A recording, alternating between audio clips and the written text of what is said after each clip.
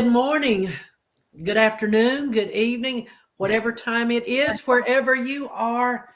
It's morning here when we're recording. So Yes. I'm Denise, And and I'm Beth, and we're excited to have you with us again today. we have been taking some deep dives into some things that are important to us. Mm-hmm.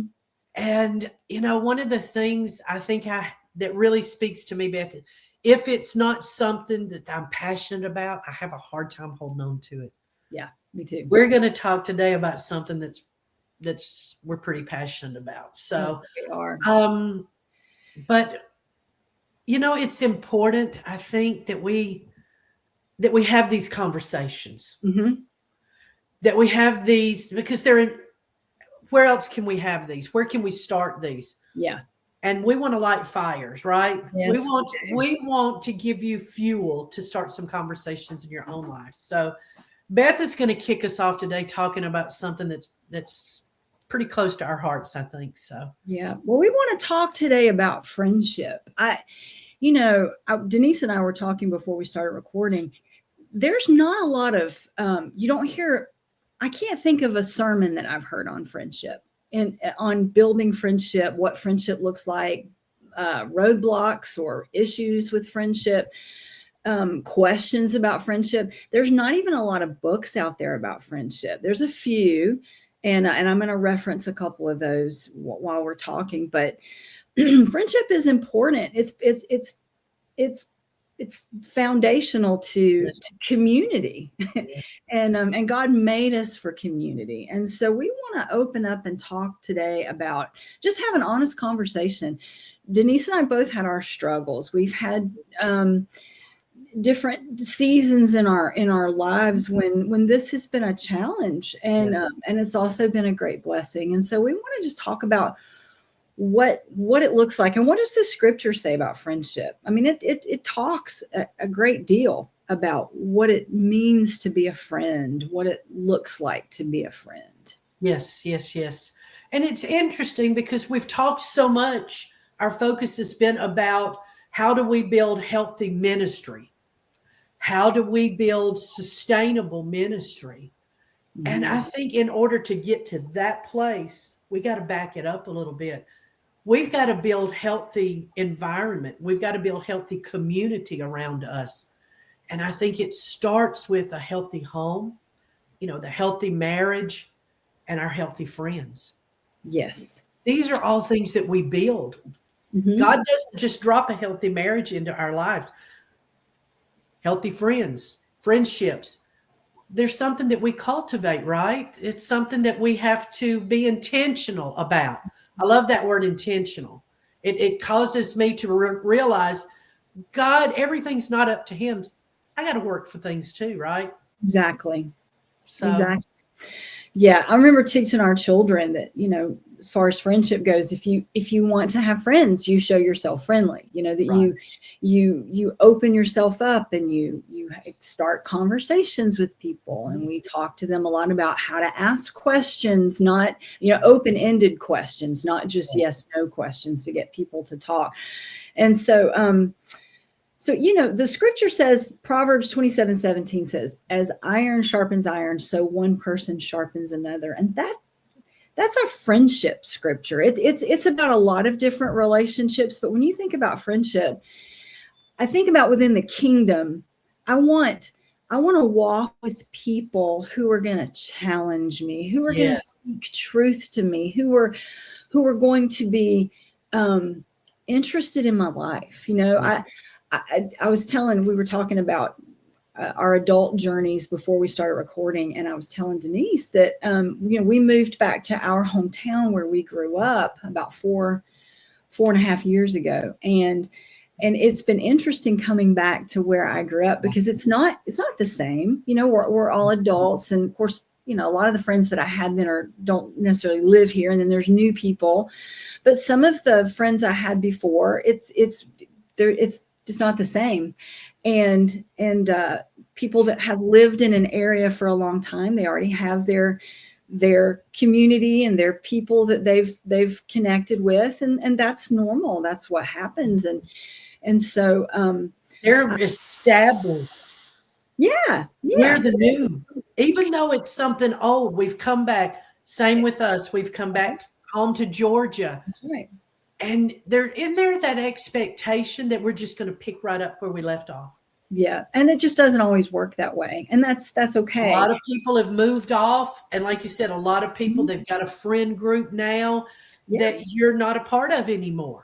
That's right. And so we've moved away from friend groups that we've had. We've pastored Exactly. churches and in areas for long lengths of time and have, hosted small group in our house and had our people and we've maintained those, some of those relationships long distance. And it's great that we have, technology so that we can stay Technology.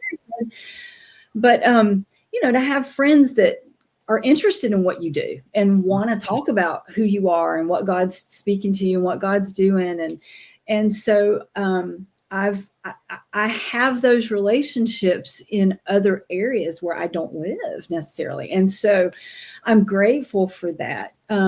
Denise and I are a part of a tight knit group of ladies that we all serve on a board together, and there's a sisterhood that we have, and we talk to each other and we encourage each other. And I have some really close friends in a couple of other places that I'm grateful for. Oh my goodness, I'm so grateful. And they're the Proverbs 27:17 friends that will sharpen iron. I was telling Denise that we like to call them foxhole friends. These are friends that are going to be in the fight with you, man. When you're at in the heat of battle, when you're going through a hard place, they're going to love you. Proverbs 18:24 says, a true friend sticks closer than a brother. Man. But these are the people that you've shared your vision with. You've shared your dreams with these people. Yeah. They know what you're about. Mm-hmm. They know where you're headed. They see the anointing on your life, or they know the calling that you walk in. Mm-hmm. These are people who get who you are. Yeah. And these are the people that if you start walking in the ditch, these are the ones that care enough about you making it to that finish line that they will call you out of that ditch, right? That's right. That's how that iron is sharpened. Mm-hmm. We got to have those friends. You do. We got to be those friends too, Beth. We do. And I think that can be the challenge, especially for certain personalities. I am an introvert, but I am not shy. Right. I don't mind putting myself out there. Denise, I was thinking that I think one of the greatest roadblocks or challenges that adults have in building friendships is having had their trust violated in the past, having been hurt, betrayed. And I had that happen to me many, many, many years ago. A very close friend turned her back on me, and I couldn't understand why. And I mean, she wrote me off, and I'd never experienced anything like that, and I haven't since then. I mean, it was heartbreaking, and I had to really work through that. And of course, I blessed her, and it was loss. It's a devastating loss. It's because it makes you put up a guard where there shouldn't have to be a guard. Well, and that was my challenge. Is I decided once I got through the shock of it and worked through it, and of course I wanted to forgive her and bless her, release her. I sent her she had sent me an unkind letter, and I sent her a kind letter back because I wanted her to know, hey, I didn't know that I'd said something to offend you. If you told me, I would have apologized on the spot. I didn't know, and it never healed. It was over. And so, but I said, Lord, I want to walk away from this experience whole and healed, and I want to continue to stronger. Yes, and I want to continue to live a life of vulnerability and openness with the people that you put in my life. And so that took some work on my part, and it took trusting. It took then stepping out and putting myself out there and saying, you know what? It's a risk we all take when we open our hearts up, or we open up private things to other people, and it's just a risk that we take. But I have found it to be so worth it. Haven't you? And it's a choice. It is an actual choice that we have to make to say, you know what? I'm not going to let one failure of one friendship, one rejection, or one betrayal. Betrayal hurts. Yeah. It hurts. It hurts for a while. And Mhm. it's a deep wound that's in there that you really have to sit with the Mhm. Lord. I don't think any of us are getting out of life without feeling these things. Yeah. But what we do with those things matters. Mhm. Because if we just let that stay inside of us, bitterness will grow in that. And we will become, the very people that doubt and have no friends, who isolate, and who become the very people that we're having this podcast for, right? The ones Yes. that aren't Yes. called out and who aren't willing. We have to make a choice to not only forgive, but to work to not let that identify us That's right. from their own, because it has the power. It wants to have the power over us to say, wait a minute, remember, this can always happen again. This can happen again. Right. But we can't live our lives by what could happen. We have to live, that it's not about what they did. It's about what we will do with it. That's What good. would we do What will we do? in spite of that? That's good. That's good. So, Yeah. So, there's betrayal. There's maybe an old friend that's not interested in being your friend anymore. That's also you have to work through that one. To feel, because that's a weird feeling to have an old friend that's just not interested in your life anymore, and that's because they have other things in their life, other people in their life, and so I think, or being in a lonely place. I think sometimes when people relocate, I'm going to tell you this, we have found that because we do a lot of ministry, a lot of our ministry is to church leaders. And we have found some of the most isolated, lonely people are leaders in the church. And what I've heard so many of them say is, well, we were taught in seminary, or we were taught that you can't be friends with the people in your church. And I thought, show me that in the Bible. I don't understand that. And it's what it is. It's self-protection. It's saying, I can't be vulnerable with them because I have to be on this pedestal where they will respect me and follow me. But when in fact, what causes people to trust you, respect you, and want to follow you is when you're open and you're human. And when you're vulnerable, and they see that. Yes. Yes. And they see that you're honest. That's real. That's real stuff. That's real life. Yeah. Otherwise, you're just some sort of shiny, glossy facade, and you're not who you really are. And who we really are is flawed human beings who have struggles. That's and right. So we've met pastors who didn't want to be vulnerable. We've seen leaders who have come to realize that not being vulnerable has been costly and have become more vulnerable and open.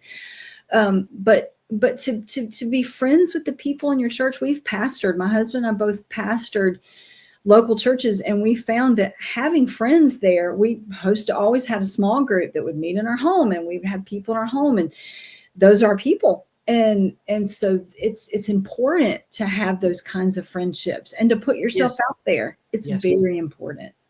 We had one of the most successful ministry times that we've had, and one of the most beautiful times of building in the kingdom. Mm-hmm. We had, home groups. We had groups that met in our home. There's something so personal about that. Yeah. And I think it's like living in circles instead of on pews. You get to all just kind of come around one another. And we found that in this group, we related to one another. When a storm hit in somebody's life, guess who they went to? Their friends. Right. These are the people that you are walking through life with and doing life with. That, by its very definition, is community. Right. These are your we call them your bumper people. I love Beth, who calls them foxhole people. But these are the people that help, that we bounce off of in life, and we learn. Sometimes we bump and they take us in different directions, and it's great. But these are the people, when you need someone to pray for you, these are the people you call on. That's right. That's right. Exactly. And I think that, and I want to speak to any leaders that are listening to us, any church leaders that are listening. I don't want to sound like I'm indifferent to the struggle to trust, because I'm not. I understand it. I've had my trust violated. I've had we've had people leave our church. What happens sometimes when you're the leader in a church or a ministry is that people that have issues elsewhere, they might have issues from their childhood. They might have issues with their mama or their daddy. They might have issues with God. Wow. But a lot of times there's a displacement, and they'll displace a lot of their frustration and their anger on you. So when you're flawed and you're human and they see it, it's easy for them to take it out on you. And so that's painful and that's hard. Yeah. But I tell you what we just decided is we know that you have to evaluate risks in anything. And Yes. one of the things that is part of being a leader is that you are going to take the brunt of things sometimes that really isn't you. It's not about you. People will sometimes take their anger and their frustration and their pain out on you. Is it right? No. Do we make excuses for it? No. But you have to have realistic expectations about what you're doing. So we know that as we lead, that sometimes those things are going to happen. And so we can't allow that to prevent us from having healthy friendships and connections in the body of Christ. We need that. We need friends. We need people in our life. We have people in our life that know what's going on, that know what we're walking through, that are aware of what we're up to and what we're creating and what our ministry is and how we're feeling and how's our marriage and how are our kids. And so that's important. But we have to nurture that. And so it's a matter of saying, you know what? There's some pitfalls here in what we're doing. There's some risks involved. We have to do that risk analysis and say, but isn't it worth it? Isn't it worth it? Yeah, it's 100% worth it. It is. And that's why the enemy fights so hard against it, Beth. Mm-hmm. Because if he can keep you isolated, if he can keep you hurt and licking your wounds, and he can keep you focused on that betrayal, or that one that, like you said, the church, someone who came in with a wound that was unhealed. Right. And they, cut people, hurt, broken people, cut people. Yes, they do. Like broken glass. Do they mean it? No. Sometimes they don't even know that they're doing it. They are constantly searching for something to heal themselves. But if we take all of those things personally, then the enemy wins the game. That's right. We can't give up, because anything that is worth having is worth investing in. Right. And it's worth pursuing. Mm-hmm. And sometimes we just have to keep pursuing and keep looking, because there are people out here that God intends for us to invest in, and for them to invest in us in deep levels. Yeah. There are different kinds of friends, right? We've got the surface friends that we know at surface levels. These are the people that we work with, or the acquaintances. These are not our deep heart friends, right? Right. But we cannot live with only surface friends. Mm-hmm. We're not intended to. Yeah. I know you and I, we belong to this sisterhood where I can pick up the phone and say, you know what, I just got to share some ugly, this is in my heart. I need you to pray for me. Yeah. And I know when I hang up that phone, you don't love me any less. You have shared wisdom, even if it was just, hey, that's just rotten thinking. Don't do that. There's the honesty. And when you can trust the honesty, you can go deep in a relationship. Right. That's right. Trust. You started out saying that, Beth. That is key. Trust. It is. Trust is key. We build trust with each other. And the way that we start that is to be somebody that's trustworthy ourselves. Oh, yes. And what we need, others need in us, right? But again, for leaders that are leading alone, isolated,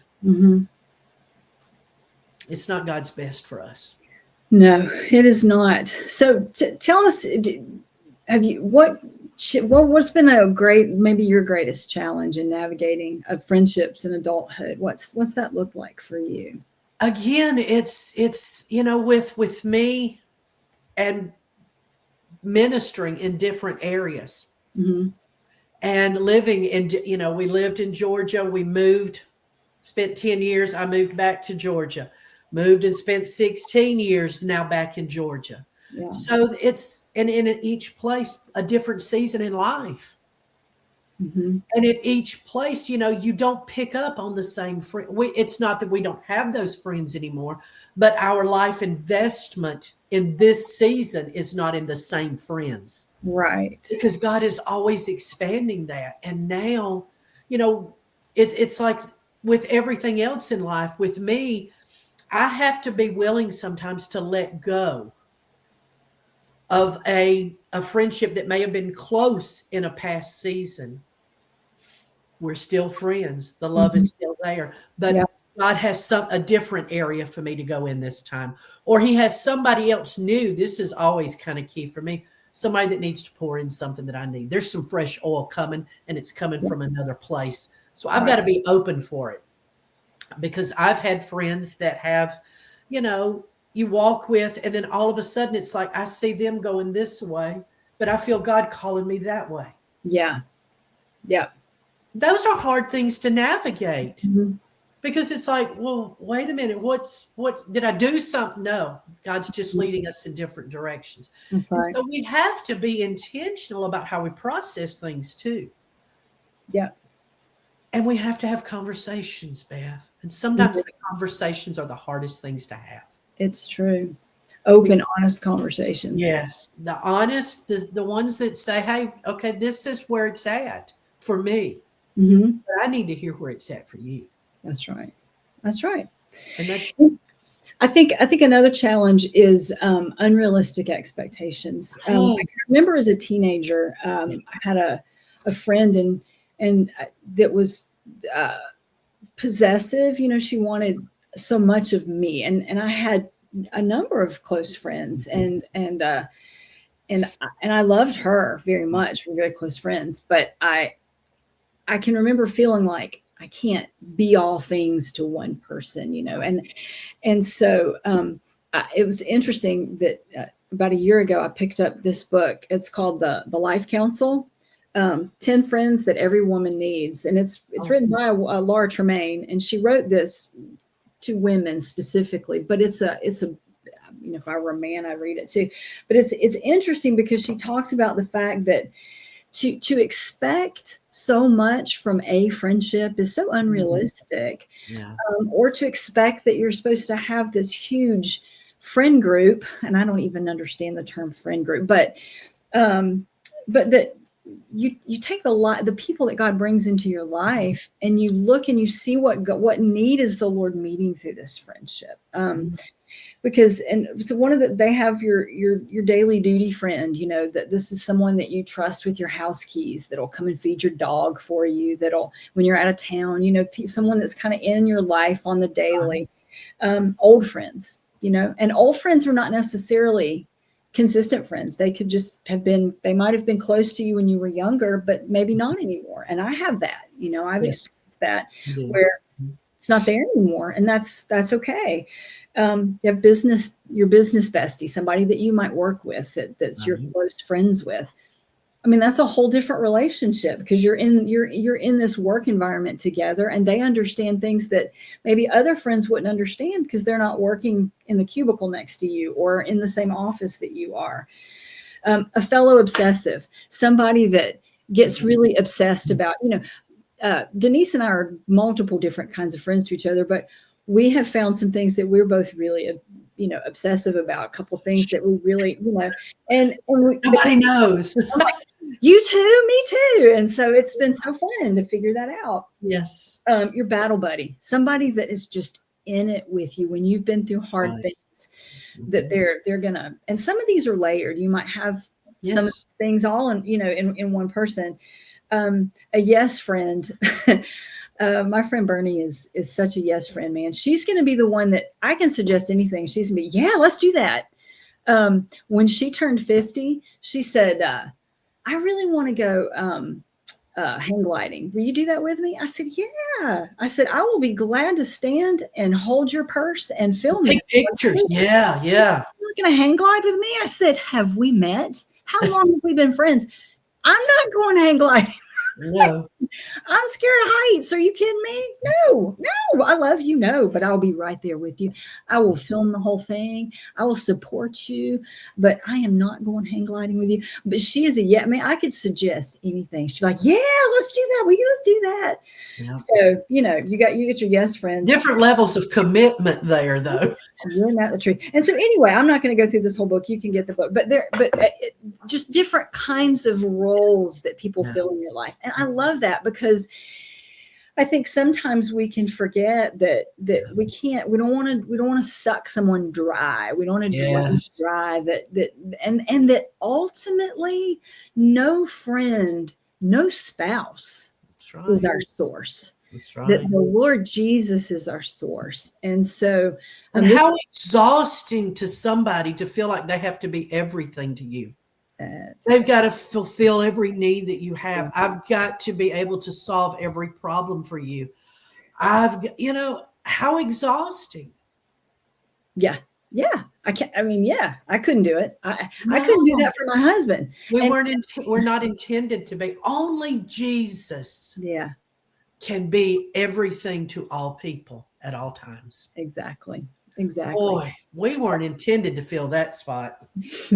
I think it's just so great to have this understanding that different people are going to meet different needs in your life. Yes. And it could be for a specific season. And so I think that to hold on loosely to that kind of thing and just trust that as we walk with the Lord, and we're walking in cooperation with him. In other words, we're embracing the fact that we're called to community. We're called to be part of the body of Christ. So that means that we have an active part to play, not a passive part to play. Very true. And that we want to put ourselves out there to some degree. And it's okay if you're an introvert. This whole introvert extrovert thing and personality profiles, the Enneagram and DISC and all those things, those are all fantastic tools. They're great tools. But at the end of the day, nothing should be an excuse for bad behavior. One of our sons he just hates all those personality tests. He hates them, can't stand all of them. He said, I need the scripture. I need the Bible to tell me who I am. I said, well, you're right. You're absolutely right. I think there's a place for those tools. And I have found them to be immensely helpful in navigating leadership and in my marriage even. It's helped me to understand who my husband is better. And because we're different. We're different. And so I don't think like he thinks, and he doesn't think like I think. And this is a blessing because we need each other. I need him. I need what he brings to the table. And so the fact that we're all different, but the truth is, we have to dial in our expectations, I guess is what I'm saying, and saying, okay, Lord, what are you saying and what are you doing here? And how do you want me to engage here? And just because I'm an introvert or just because I'm this on the DISC or this number in the Enneagram or what test you're talking about, it's never an excuse for bad behavior. Right. It's never a shield to protect yourself from correction. Mm-hmm. It's not a weapon to use against other people.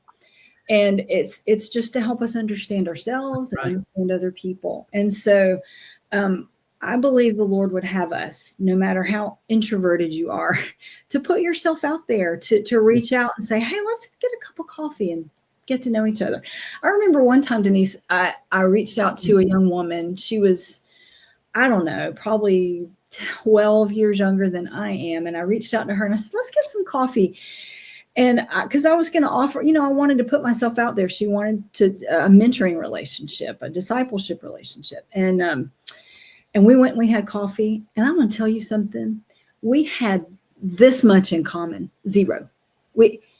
I wanted to know what books she reads. She didn't read any books. She said, well, how tell me about what you do at the gym. Well, at that time I wasn't going to the gym. Well, I'd go to spin class, but I wasn't working out with weights at that time. I didn't have anything to talk about. I was like, I don't know. We had zero in common, and we struggled to get through an hour of conversation. And when we walked away from there, we both knew, you know what, we're not clicking, and that's okay. We don't have chemistry. I'm not the one to mentor you. We're not necessarily supposed to be buddies, and that's okay. That's right. We spent some time together and we figured it out. Other times I've put myself out there and really connected with someone as far as like a mentoring relationship, because that's a whole nother subject. But also just friendship, where sometimes you click and sometimes you don't. That's right. So let me tell you what, Denise, tell everybody what you did January of last year. Well, I remember sitting at the table, and I remember saying, well, I think I've had I have a holy discontent, because we are on the board of Mordecai Project and Bold Venture, I guess. And we were at a board meeting, and men and women sitting there. And because I had access to Lee's calendar, I saw that there was a Bold Venture men's gathering, just a small intimate gathering of the leaders. And I thought, and I remember saying, a holy jealousy came over me. And I remember Paul saying, Denise, I don't think that's biblical. And I'm like, hush, Paul, I think it's biblical. But, we got to have people to laugh with too. But I remember saying in the meeting, ladies, I really would like to get to know everybody at a deeper level. I wonder if we might come aside just as women of faith, women who we have something in common. We are all supporting a ministry because we believe it's great material. Right. It's great ground. It is good soil. We already have so much in common. Let's build on this. Yeah. And become sisters, not just friends, not just board members, but to create a sisterhood out of this. And it started out, we all met. All of us were not able to, but 5 of the 8 of us were able to come aside and to go and spend some time together. And it was like we came away different. Yeah. Each one of us, all 5 of us, if you took us aside, I think we would all say the same thing. Each one of us came aside, and it was like we had met something that we had nowhere else. There was a deep understanding. There was a deep commitment of fellowship. And we fellowship with one another, but Jesus was at the center of it too. Yeah. But yet it did not come out of ministry time. It came out of, we laughed together, we bonded together. And what I really felt like was we kind of forged our swords in the same fire. Yeah. And we realized in that meeting how similar we were, how much our life had kind of so many similarities, in different life patterns and different circumstances with parenting and with our parents and brothers and sisters. And it was just, we left and it was like, wow, there are people out here that are like me. Yeah. And I'm like them. And there was something in that forged a friendship and by taking it deeper, we have all grown in so many ways together. But again, how many times when something happens, are we texting one another, hey, pray for this, or hey, rejoice with me about this? Yeah. That's a life friend. Yeah. Yeah. That's a gift. Yeah. But we had to step into it. It was sitting right there at the table. Every one of us were at the same table. And the reason I asked Denise to share this is because she initiated. She said, hey, why don't we do this more often? Why don't we get together? And why don't we talk to each other every month? Let's connect monthly. And, my friend Bernie lives in Dalton. When we moved away from there, we said, you know what, we're going to stay friends. My friend Grace lives down in Tarpon Springs. We're going to stay friends. My friend April lives in Papua New Guinea. We're going to be friends. My friend Michelle. I have women in my life that are part of my life. This was a need I had, and Denise stepped up and she initiated. And so that's the whole thing here. I'm trying to get us to see is that sometimes we just have to say, hey, why don't we do this? Yes. Why don't we try this? Let's just see. And And to be able, though, sometimes we have to look around because we have church friends and we have friends outside of church. mhm, And sometimes we are so busy looking in one spot that we miss what's passing by us. right. And we miss the opportunities that we have to laugh together, to build together.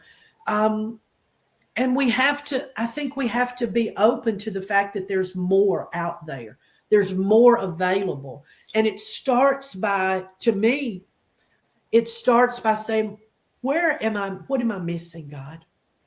Where do I need some fresh water? And I need some people to help me find that fresh water. Yeah. Where is this? How do I get there? And he will open up.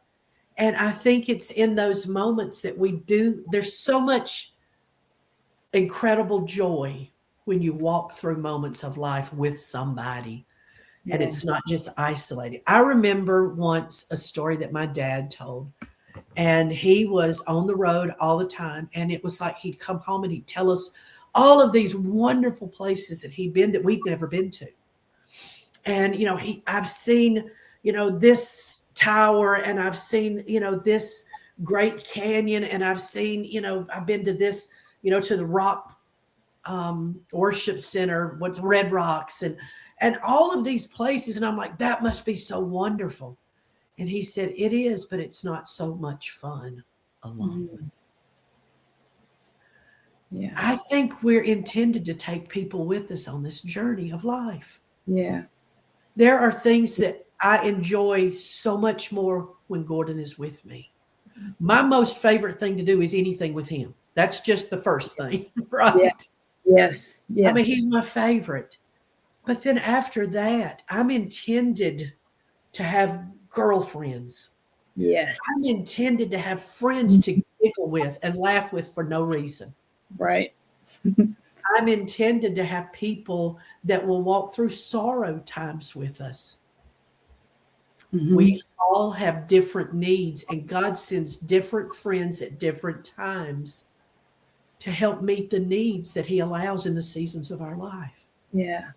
And I Yep. think this is so incredibly important, Beth. I'm so glad that you brought this one to the table today, because in new seasons, God gives us new opportunities, but sometimes He also gives us new friendships. Yeah, he does. And we Yeah. don't need to be scared to embrace those things. And That's right. sometimes we have to go out and ask for it, and it's okay. Hmm. One of the things that I think is so beautiful about friendship is that one of the greatest gifts I think we can give a friend is to celebrate with them victories and things that God's doing in them or blessings that God's given them. And I think there has to be a spiritual health Yes. inside of us to be able, when I see someone I have a friend that isn't interested in my life or isn't capable of celebrating the victories, you wonder, are they okay inside? Are they healthy inside? Because if your confidence is in Jesus, your confidence is in Him, and you know that there's no scarcity in the kingdom. So if God's doing something great for my sister, even if it's something that I've been praying God would do in me or in my realm, and it's not happening here, if He's doing it there, I can celebrate that, because That's right. It's saying, hey, there's no shortage. God doesn't have a limited pie. He owns the cattle on 1,000 hills. He owns it all. So if He can do it in her life, He can do it in your life. He can do it in my life. And so it's so awesome to be able to say, oh, I'm so excited that God's given you this opportunity. I'm going to be praying for you and cheering you on, and then asking questions. How's it going? How are you? How can I pray for you? What is there some way I could support you in this, or any way you need help? And I think that's invaluable. And I think that when we walk through life broken and damaged, that is very hard to give in a relationship, because we're so focused on ourselves, focused on what we don't have, instead of being Inward. Everything is inward. Yes. Yeah. Instead of being able to look out and celebrate what God's doing in someone else's life, right? Yes. And when you find people like that, they tend to be very territorial. I've got this friend. You can't be friends with her because she's my friend. This is my friend, not your friend. Those are the people that it's like we're gathering these things and we don't share. These are my toys. Yeah. Yeah. Yeah. Right. And it's like, this is my sandbox and these are my toys and you can't play in my sandbox with those are broken people. Yeah. Because when you are truly free and when you're truly somebody who just wants to love and to share life, you want as many people as God will give you. You want as many friends. You reach out and you every opportunity. Hey, this might be a new friend. This might, it's an amazing thing to expand and invite people into your world rather than to live in a closed world and keep people out.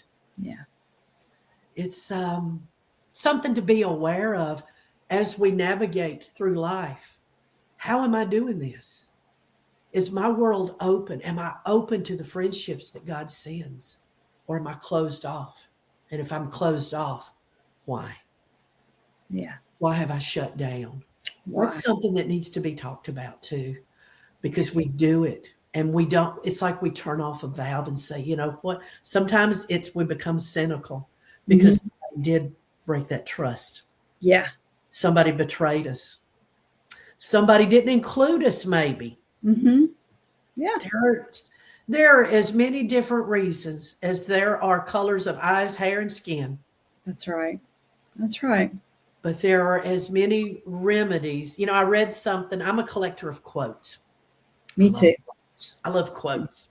And it said, we will never present a perfect church, but we can present a million reasons why there's good ones. That's good. That's good. It's not about presenting anything perfect. He alone is perfect. Right. And when we fellowship around that, we become better for it. Oh, yeah. And it's, this is a good conversation. If I would encourage anyone who's listening to this, if you find yourself isolated, if you find yourself closed off to the world, maybe you're one of those that has believed the lie. And it is a lie that you cannot be friends with the people inside your church, that you cannot be friendly, that you cannot have friendships with the women and the couples. My husband and I, we have friendship with other couples that are in the church with us. It's God's plan. We have friends outside the church that may attend another church, that may not attend church at all, that we minister to. If you find yourself without friends and you're isolated, maybe it's been a long time since you talked to a friend. Maybe you don't have somebody that you can pick up a phone and just say, you know what, I need to talk to somebody. Then you're isolated. You're isolated, and reach out to someone that can help. Reach out to us. We'll certainly talk to you. We'll walk you through it. We'll help you. Yes. But have the conversations. Have the hard conversations. I think it's important, and I think it's healthy to be willing to talk about the things that we see. Yeah. And the closer it is to home, sometimes the harder it is to talk about. Right. So true.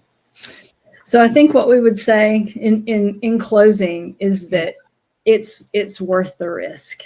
It's worth the risk to put yourself out there, to open your life up to other people, to invite them into your world. And you know what? If something doesn't click, it's okay. It's all right. There's lots of humans out there, lots of people, and God knows what he's doing. And so to just trust him.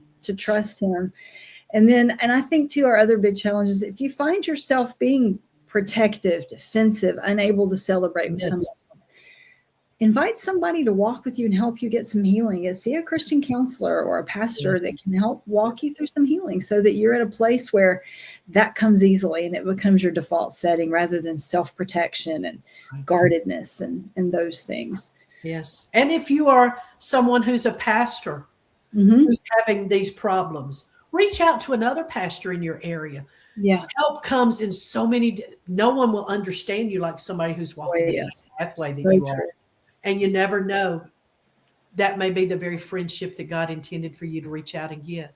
So much more that could be said. So many more things that are just pivotal and key in this.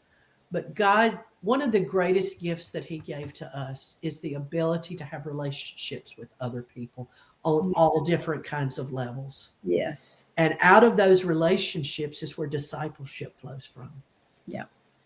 And we are commanded to make Yes. disciples. That's a command. That's right. It's not a suggestion. Red words. That's right. It's not think about this, guys. Yep. And so at the end of the day, we all want to please the Lord, right? Yes. So I think this was a good conversation. I can see it going on a little more, and hopefully it will be going on in different homes and in different churches and in different, scenarios for different ones that are listening. So, That's right. But here I've put up our email, the missing Yes. one half at gmail.com. We would love to hear from you. Please reach out. Questions, comments, anything. We'd love to hear from you. That's right. We are, we're trying to start conversations. Mm-hmm. We start them here. We're hoping you guys are finishing them there, or at least still having them. So we love you guys. We are so glad that you're with us. We're glad that you're here for this journey and this conversation, and join in and send us an email. Get in touch. We will post these as they come up on to all the different platforms. Engage with us. We'd love to have you enter into these conversations, because the more the merrier, right? Yes. And we're going to celebrate one another. Yeah. We're going to celebrate every step. The steps forward, the steps back. Steps back. That's right. So, all right. Well, God bless you guys. Thanks for joining us. Next time. That's right. Next time. Okay. Bye. Bye.